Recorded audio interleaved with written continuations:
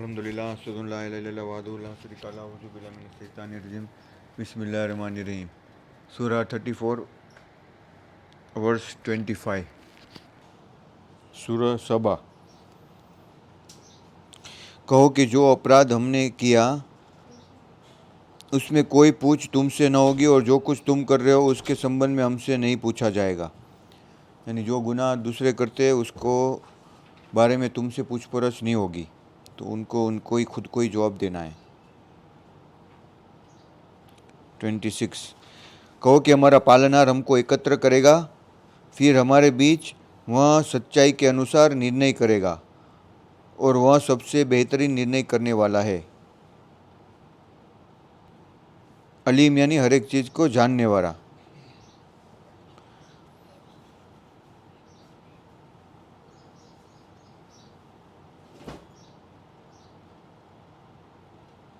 यानी कि जो जस्टिस होगा बिल हक के यानी कि सच्चाई के साथ में होगा।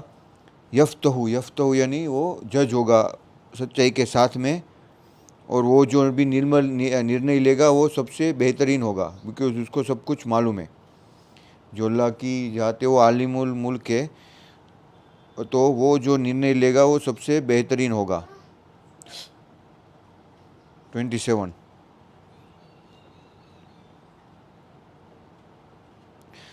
तुम मुझे कहो, उनको दिखाओ कि जिसको तुमने अल्लाह को छोड़कर अपना भागीदार बनाया था, साझीदार बनाया था। लेकिन जान लो कि अल्लाह अत्यंत शक्तिशाली और बहुत ही हिकमत वाला है। वल्लाहुल अजीजुल हकीम।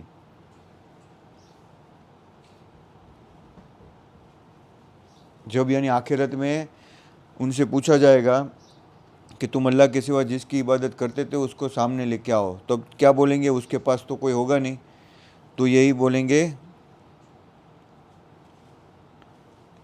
और तुम इसको ये बताओ कि अल्लाह के सिवा कोई ताकतवर और शक्तिशाली नहीं है। यानी कि अगर तुम सच्चे हो तो बताओ, लेकिन तुमको यही कहना चाहिए कि अल्लाह के सिवा कोई भी नहीं है। 28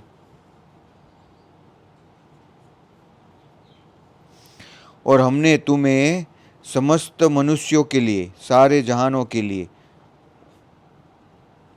इल्ला 28 में इल्ला काफ़तन यानी कफ़फ यानी ओल, लिन्नास यानी ओल लोगों के सामने, बसीरा यानी खुशखबरी, व नज़ीरा यानी वार्निंग। यानी कि अल्लाह ने जो रसूल भेजे वो शुभ सूचना और डराने वाला है, परंतु ज़्यादातर लोग उसको नहीं जानते। 29 लेकिन वो क्या बोलते जब वो उनके सामने वो शुभ सूचना देते और वार्निंग देते, तो वो लोग क्या करते? शुभ सूचना को तो साइड में रख देते, यानी जो अच्छी खबर है उसको, और जो बुरी खबर है उसके खिलाफ में उसको बोलते कि जो तुम बुरी खबर हमको दे रहे हो उसको ही सामने लेके आ जाओ। तो वो लोग उसको सीधा चैलेंज करते हैं कि तुम जो वार्निंग दे रहे हो ना उसी को लेके आओ। अगर कोई चीज़ को तुम बता रहे हो ना, कोई भी आदमी को एडवाइस दो, अच्छी एडवाइस दो और बुरी एडवाइस दो, तो वो क्या तो उसकी मोस्टली उसका फोकस क्या रहेगा? तुमने जो बुरा कहा ना, तुम जो बोल रहे हो ना करके लेके आ जाओ। तुम अगर सच्चे हो तो तुम किसी को बोलो कि मैं तुम्हें मारूंगा, तो बोलो तुम मार के दिखाओ मुझे, ऐसे बोलते हैं ना हम लोग, तुम्हारे में ताकत है। तो ऐसे ही वो लोग क्या बोलते थे इसमें? दे चैलेंज 29 में। और वो कहते थे कि अगर तुम्हारा वादा और तुम्हारा प्रॉमिस अगर सही है तो कब आएगा वो? अगर तुम सच्चे हो, तुम सादिकीन हो, इन्ना कुंतुम सादिकीन, हाजल वादा यानी तुम्हारा जो वादा था वो कब होगा? 30। तो उनसे क्या अल्लाह कहते हैं से कि उनको बता दो, यानी कहो कि तुम्हारे लिए एक स्पेसिफिक एक विशेष दिन का वादा है कि उसके जब आने का वक्त होगा तो एक भी पल के लिए न वो पीछे हटेगा न उससे वो आगे बढ़ सकते। कुल्लु लकुम मियाद यानी अपॉइंटमेंट, जो हम बोलते हैं ना मियाद, यानी एक अपॉइंटमेंट डेट का, मिया यौमिल्ला तस्ताखिरूना, यानी कि तुम उसको you can postpone of it सातुन एन आवर वला तकदेमून यानी आगे, ताखिरून यानी पीछे, तुमने उसको आगे ले जा सकते हो ना पीछे ले जा सकते हो। यानी कि जब वो वक्त आ गया तो तुम उसको बोलो कि नहीं अभी रुक जाओ, मैं थोड़ी देर के बाद आ जाए, तो ऐसा भी नहीं होगा। और या तुम उसको बोलो कि अभी बाद में आ जाए, तो भी नहीं हो सकता। ना तुम उसको पीछे ले सकते हो, या तुम ऐसा कहो कि जल्दी आ जाए, अभी का अभी आ जाए, तो भी नहीं होगा।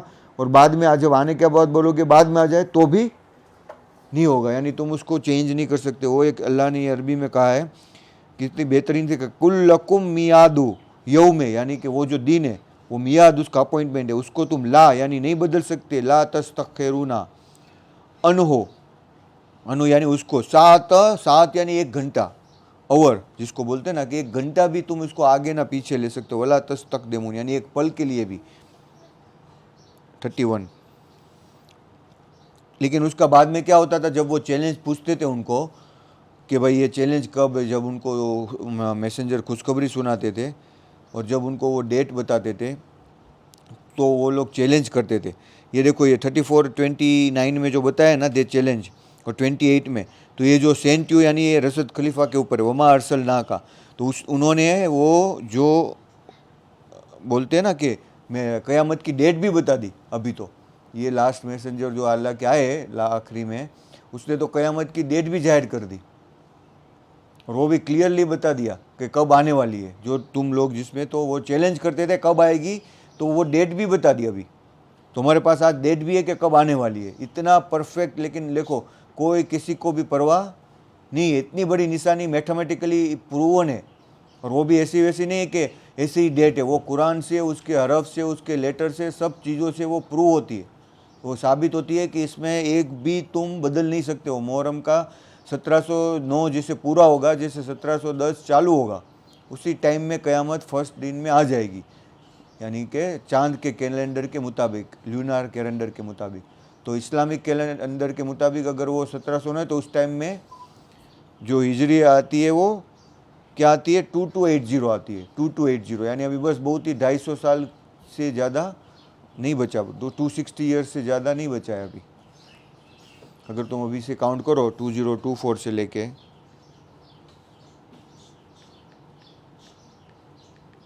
कितना बचा है, 256 ईयर्स। जब मैं 22-25 साल का था तब मैंने देखा था, लेकिन अभी मेरा 15 साल, तब 272, तब कितना था, 270, 280, 78 ईयर्स था। अभी देखो वो कम हो गया, 256 ईयर्स हो गया। जब ये मुझे मालूम हुआ था उस टाइम में मैं सोच रहा था 280, अभी 256, यानी हर एक दिन वो एक एक दिन कम होता जा रहा है। तो इसी के ऊपर इसमें बताया है कि 31 में क्या बताते अल्लाह, और जिन लोगों ने हमारी नाफरमानी की यानी कि कुफ्र किया, वो लोग क्या कहते हैं कि ये खुदा कुरान को हम कदापि नहीं मानेंगे, सीधा बोलते हैं उनको। यानी कि देखो, कुरान तो रसद उसने नबी के ऊपर तो ये जो रसद खलीफा जो बताया कि तुम सिर्फ कुरान को फॉलो करो और हदीस को नहीं करो, तो ये लोग भी क्या कहते हैं, हम लोग कदापि कुरान को एक्सेप्ट, ये देखो मुसलमान भी वही कहते हैं कि हम नहीं मानेंगे, कि यही सिर्फ इसी में जो अल्लाह ने लिखा है वही है काफ़ी, हमें तो वो शैतान ने जो हदीसों के ज़रिए लिखाया है वो भी हम मानेंगे। हालांकि वो कोई नबी ने नहीं कहा था, ना ही अल्लाह ने भेजा था, वो इंसानों ने बनाया हुआ कानून है। और वो जाहिल कानून जो इंसानों का है, यानी कि वो किसने डाला हुआ है, शैतान ने। वो सारे रूल्स रेगुलेशन अल्लाह ने नहीं बनाए। तो वो लोग क्या कहते हैं जो कुफ्र करते हैं कि हम ये कुरान नहीं मानेंगे, और ना उसके जो उसके आगे है, यानी उसके पहले जो इंजील है, बाइबल है, तौरात है, उसको भी नहीं मानेंगे। और यदि तुम उस समय को देखो जब ये अत्याचारी लोग अपने रब के सामने खड़े किए जाएंगे और एक दूसरे पर अपना बहतान डालता होगा, कि जो लोग निर्बल समझे जाते थे, यानी जो लोग कमज़ोर समझे जाते थे, वह बड़े बनने वाले से कहेंगे, यानी कि जो लोग कमज़ोर थे, यानी कि जैसे अभी ये दादा दादी है, ठीक है, तो उसका में जो गुरु है उसका वो 53 नंबर का, तो वो बड़ा बनता है ना अभी। तो ऐसे लोग वो उनसे पूछेंगे जो बड़े बनते थे, यदि तुम न होते तो हम अवश्य ईमान वाले होते। यानी क्या उसको बहुत ये लोग करते थे, अगर तुम लोगों का भी देखो, वो लोग क्या बोलेंगे, अगर जो भी बोरी लोग होंगे, अगर हमने उसको बताया होगा और उन्हें एक्सेप्ट नहीं किया होगा, तो आखिरत में उनका जवाब क्या होगा कि अगर ये लोग नहीं होते तो हम सच्ची में अल्लाह ईमान ले आते थे। देखो कितना उनको अफसोस होगा उस चीज़ का, कि वो उनके ऊपर पूरा बहुतान बांध लेंगे कि ये तुम्हारी वजह से हो रहा था, कि अगर तुमने हमें गुमराह किया। हालांकि ऐसा नहीं था, उनके लिए वो खुद भी जिम्मेदार तो थे ही, क्योंकि उन्होंने भी सच्चाई को एक्सेप्ट नहीं किया जब उसके सामने आ गई थी।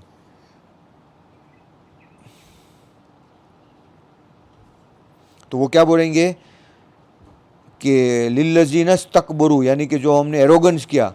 देखो ये एरोगेंस, घमंड है ना, उसी की वजह से इंसान वो नहीं समझ पाता। लौला, इफ नॉट, अंतुम, यू, अंतुम यानी तुम, लकुन्ना, सर्टेनली, मुमिनीन, यानी कि अगर तुम नहीं होते, वलौला अंतुम लकुन्ना मुमिनीन। तो सबसे बड़ी जो ये नेमत है दुनिया में, सबसे बड़ी दौलत है वो ईमान है, और इससे बढ़कर कोई भी चीज़ नहीं है। तो वो अगर जिसको मिली तो सबसे ज़्यादा नसीबदार है। तो बिल्लाह। अल्हम्दुलिल्लाह, सुन्नल्लाहु ला इलाहा इल्लल्लाह वहदहु ला शरीका लहु, औज़ु बिल्लाहि मिनश शैतानिर रजीम, बिस्मिल्लाहिर रहमानिर रहीम।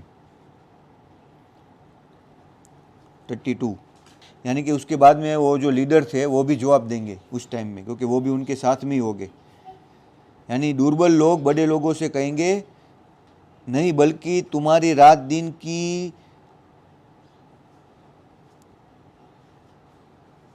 जो तुम प्लानिंग, रात दिन से तुम जो प्लानिंग करते थे, जबकि तुम हमसे कहते थे कि हम अल्लाह के साथ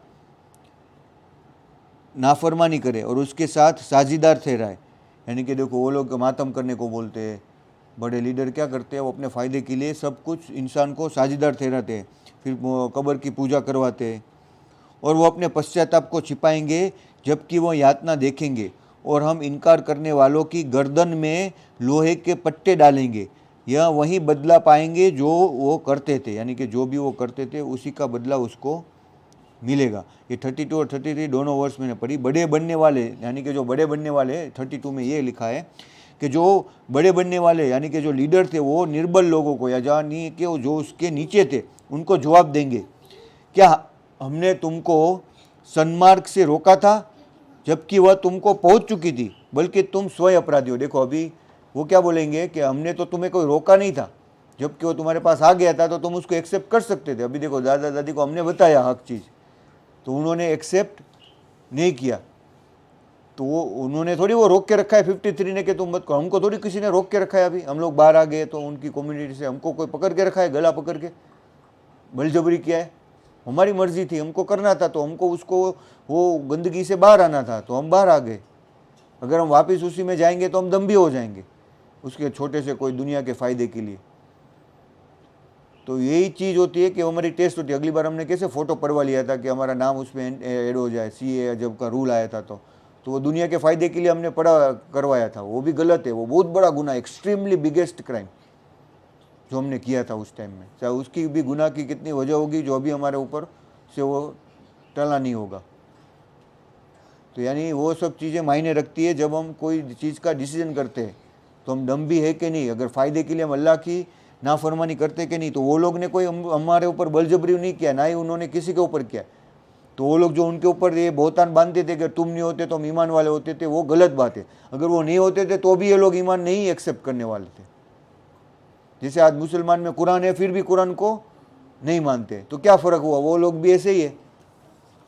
तो वो भी कुरान को नहीं मानते, और इंसान की लिखी हुई बातों को तुम पढ़ो या उसको अमल मत करो, उसको बिलीव मत करो। तुम पढ़ सकते हो पीछे किताब है हिस्ट्री की, उसको हिस्ट्री मानो, उसको ये अल्लाह का कानून मत मानो कि हदीस है वो अल्लाह का कानून है, तुमने फॉलो नहीं किया तो ये हो गया। पढ़ो उस पर जो किसी ने कुछ लिखा होगा, जो भी अपने आप से लिखा होगा, पढ़ने में कोई वो नहीं है। और उसको तुम यकीन से करो कि ये भाई अल्लाह की तरफ से है, तो ये सब क्या होता है, गुनाह होता है।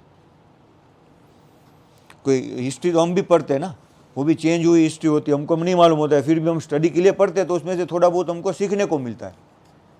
पर इसका मतलब ये नहीं कि तुम ये नहीं करो, यही करो, ये गलत। तो तुम्हारे अंदर अक्ल सलीम दी है कि इसमें ये सब फालतू चीज़ लिखी है, तो ऐसी हिस्ट्री कोई पढ़ने का मतलब है कुछ? जो जाहिल लोगों ने वो लिखा हुआ है, जिसके बाद में अपना कानून बना दिया उसको, इस्लाम का कानून, कि भाई मैंने ये मोहम्मद नबी से सुना, मैंने ये प्रॉफिट से सुना, मैंने ये सुना, मैंने वो सुना, मैंने वो सुना। ऐसी फालतूगिरी अल्लाह ने कही थी उसको लिखने के लिए। बाद में तुम लिखते जाओ जो जो करते थे वो। कुरान तो तुम्हारे सामने वो देखे गए, लास्ट में बोले इसके बाद में कुछ मत लिखना, वो भी हदीस में है, तो भी लिखते जा रहे। और बड़ा वो लिखते क्या क्या उन्होंने ये इस्लाम को बना दिया। ये लोगों ने सबसे जाहिलियत लोग ने इस्लाम को इतनी बुरी तरह से बदनाम कर दिया। जो इतना पाक रिलीजन है, इतना साफ रिलीजन है, सिंपल है, इतना ईजीएस्ट है। तुम सूरा बकरा पढ़ो, उसमें इतने इतने कानून सब दिए हैं। हर एक छोटी से छोटी चीज़ के बारे में लिखा है उसमें। बकरा सूर्य बकरा सब बड़ी बड़ी सूरत है उसमें। तुम सोच में पड़ जाओगे कि अल्लाह ने इतनी इतनी छोटी सी चीज़ को भी ध्यान में रखने के लिए कहा है। तो सब चीज़ें तो अल्लाह ने बयान कर दी। खुद अल्लाह ने कहा है कि मैंने खोल खोल के अपनी आयतें बता दी है, फिर तुम दूसरी चीज़ों को क्यों एक्सेप्ट करने के लिए भागते हो। और 33 में अल्लाह ने क्या कहा है कि वही कहा कि ये लोगों का क्या होगा, द फॉलोवर्स, यानी कि ये जब बता देंगे उनको, ये लीडर्स उनके, कि भाई हम लोगों ने कुछ नहीं किया था, तो ये लोग क्या बोलेंगे, दुर्बल लोग बड़े लोगों से कहेंगे नहीं, बल्कि तुम्हारी रात दिन, क्योंकि वो लोग क्या करते थे, रात दिन देखो मजलिस करेंगे, ये करेंगे वो करेंगे, या फिर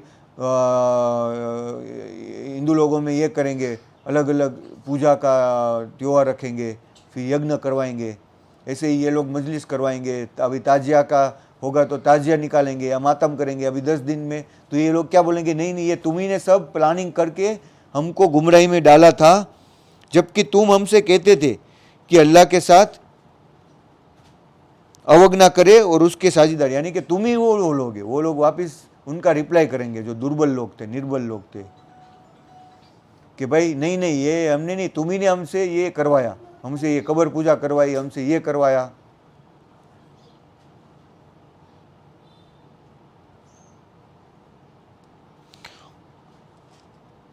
क्योंकि वो अपने आप को अल्लाह से ये बताना चाहते थे कि हमें माफ़ कर दे अल्लाह, ये लोग ने हमको ये किया है तो तू हमें तो माफ़ कर दे। हम तो उस टाइम में निर्बल थे, ये तो ताकत वाले थे, हम तो इसके फॉलोवर थे, तो हमको तो तू माफ़ कर दे, ये इनकी वजह से हुआ है तो इनको सजा दे, लेकिन हमको ये जहन्नम क्यों होगा कि वो जहन्नम को देख लेंगे, तो उसको पश्चाताप करना होगा, कुछ ना कुछ तो बोलना होगा। बड़े लोग तो अपने ताकत दी थी उसको, तो वो तो कुछ नहीं बोल पाएंगे। उसको तो अल्लाह ने पूरा ये दिया था, रिस्पॉन्सिबिलिटी, पावर, कि वो उसका कैसा इस्तेमाल कर रहा है, तो उसको तो सजा, उसको तो मालूम ही पड़ गया कि अभी मेरी सजा तो। लेकिन जो लोग नीचे थे, तो वो लोग क्या बोलेंगे कि जो भी हमारे घर में रहते, यानी कि जैसे राजूला में या कोई भी, अगर वो लोग देखो सही रास्ता पे नहीं आए, तो वो यही बोलेंगे कि ये लोग जो करने वाले थे, ये तो वो थे, हमारे लीडर थे बड़े बड़े।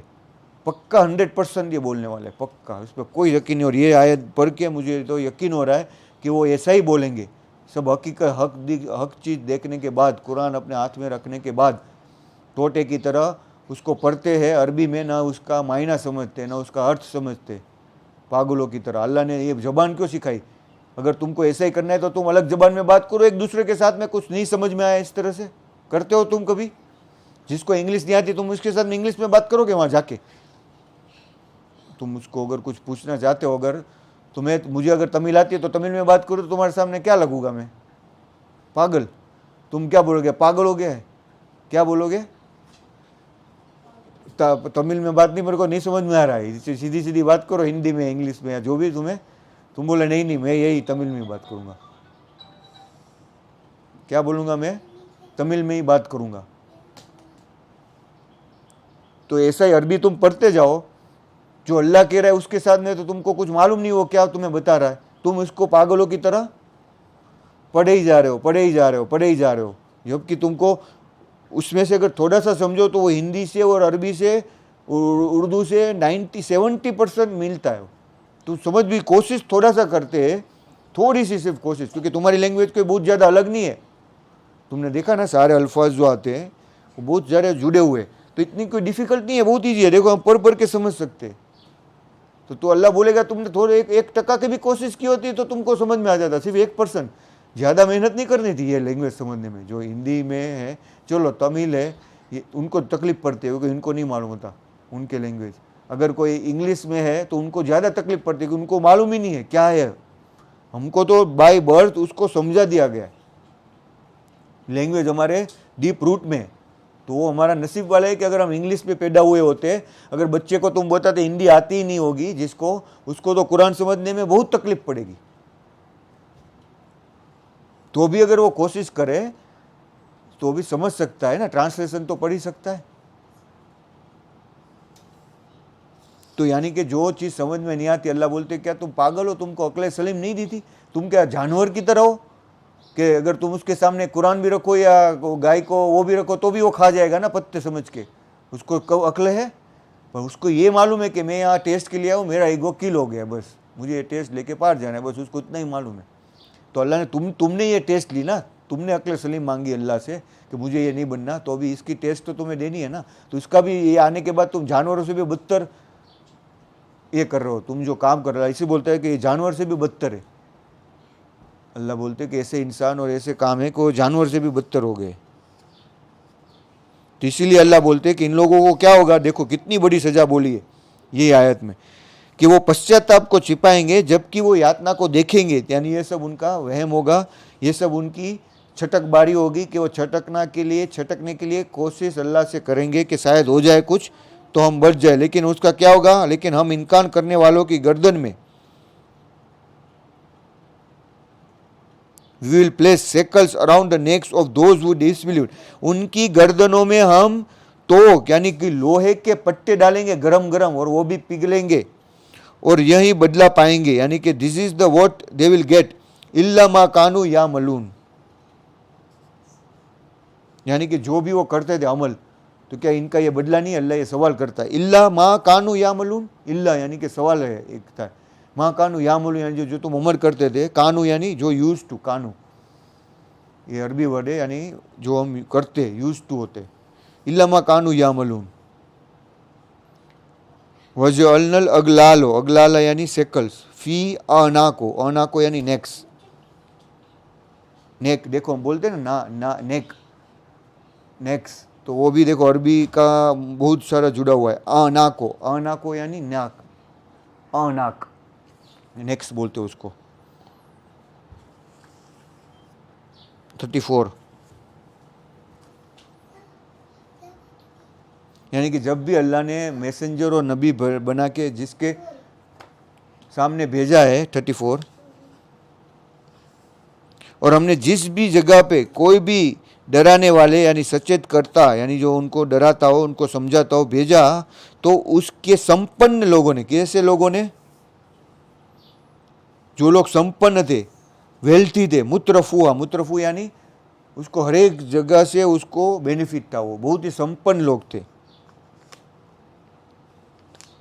इन्ना बेमा उर्सिल तुम, यानी कि उर्सिलो यानी जो भी तुमने भेजा है, बेही काफिरून, हम लोग उसको इनकार करते, काफिरून यानी हम लोग उसका इनकार करते, यानी कि वो लोग तो संपन्न थे, उनको कोई डर नहीं था उस टाइम में, तो वो कोई अगर तुम मान लो कि मैं इसको जाके बोलूँ अभी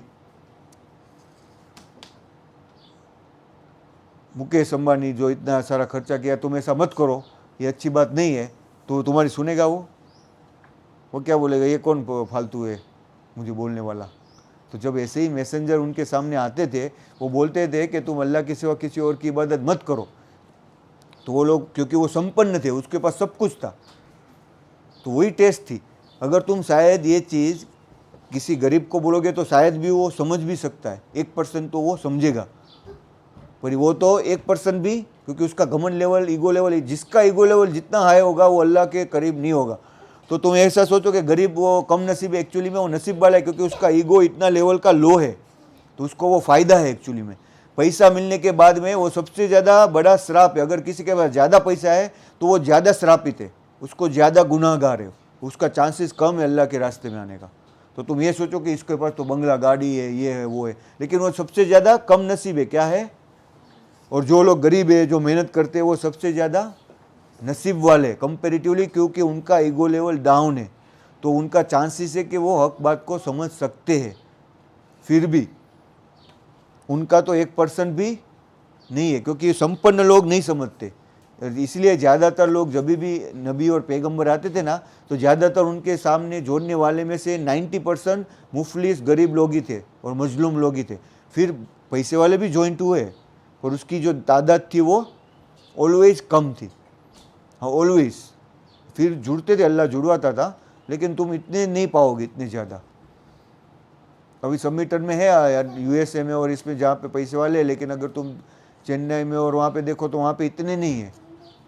और हर जगह पे इतने पैसे वाले भी सबमिटर तो नहीं है, जितने करोड़ अब्जोपति हो ऐसे तुम्हें बहुत ही कम मिलेंगे।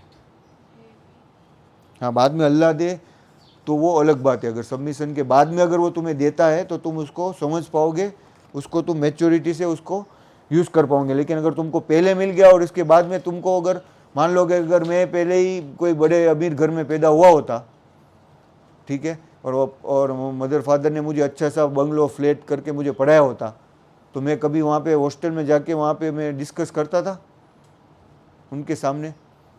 क्योंकि वो हॉस्टल में था तो सब तकलीफ़ थी हमको, वहाँ पे ना खाने की, पीने की, कपड़े धोने की, सब कुछ हमको करना पड़ता था। और नीचे जाके हम लोग डिस्कस करते थे और स्टडी करते थे। तो तकलीफ़ के टाइम में वो चीज़ को एक्सेप्ट करना तुम समझ सकते हो। लेकिन अगर तुम इतना हो तो तुम थोड़ी उनको गन करोगे।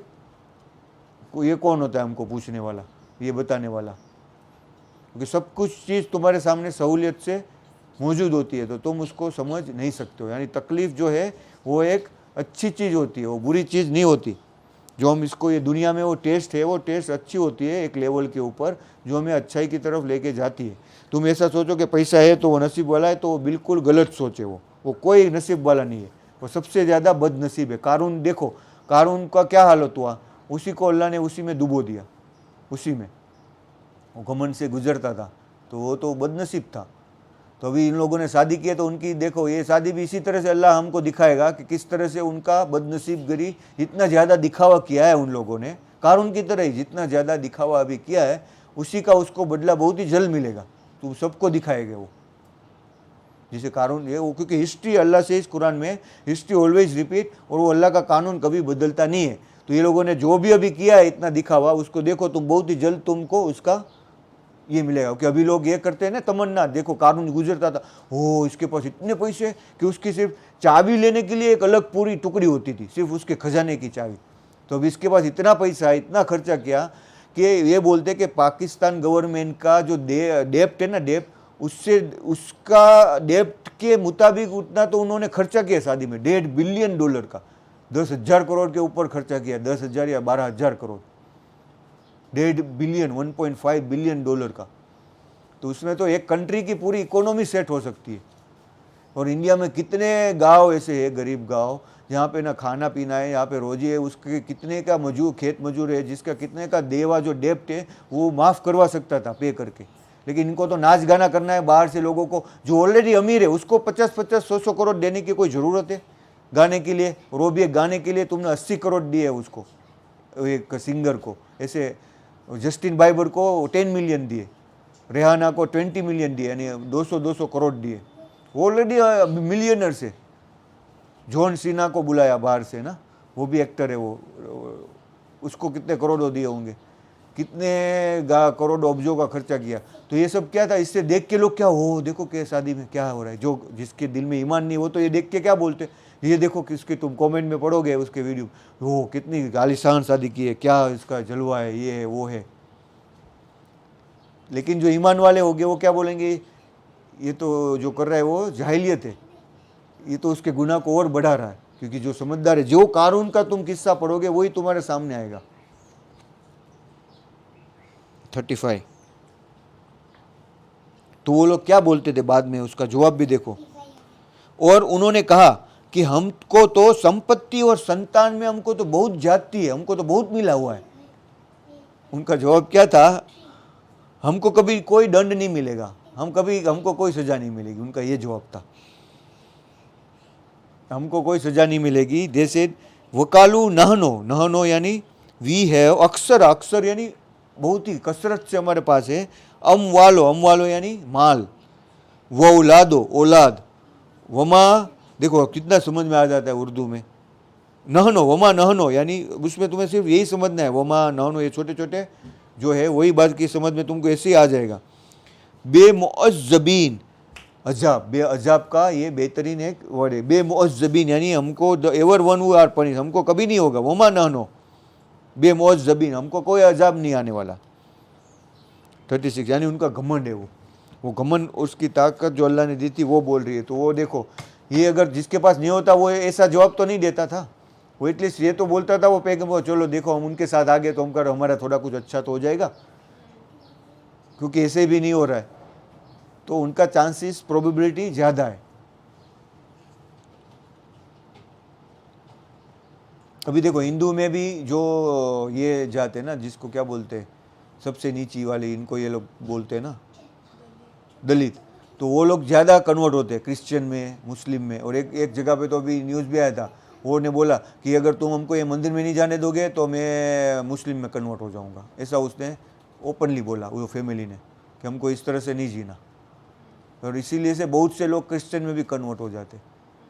तो यानी अगर वो उसके साथ अच्छा व्यवहार होता तो ऐसा वो करते थे? वो नहीं करते थे। तो ये उनके लिए एक्चुअली में हमको ये दिख रहा है, लेकिन वो ज़्यादा नसीब वाले।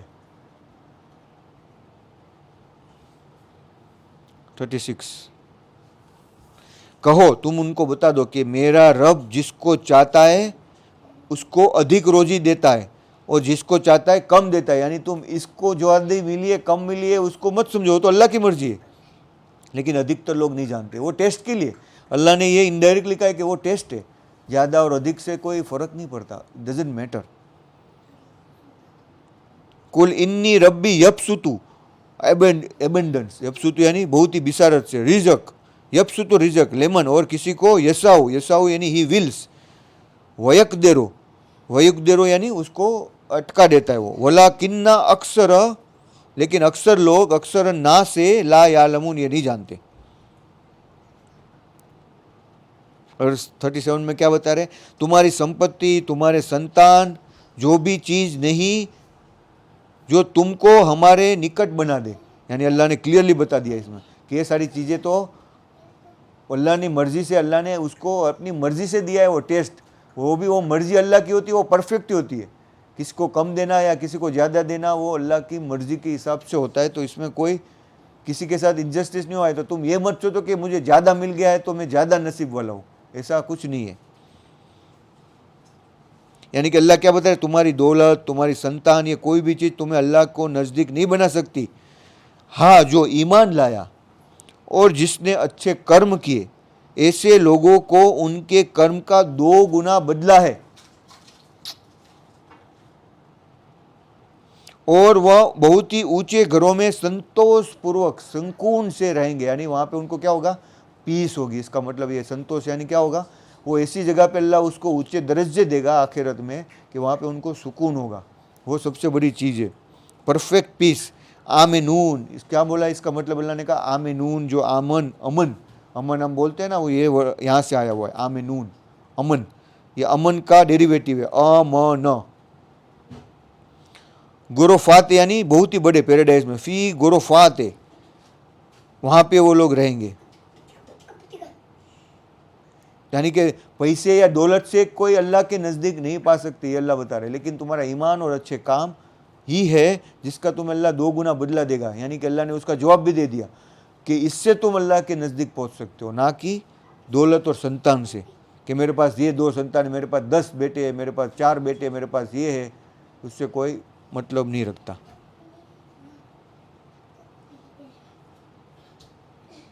अकीमुस्सलात।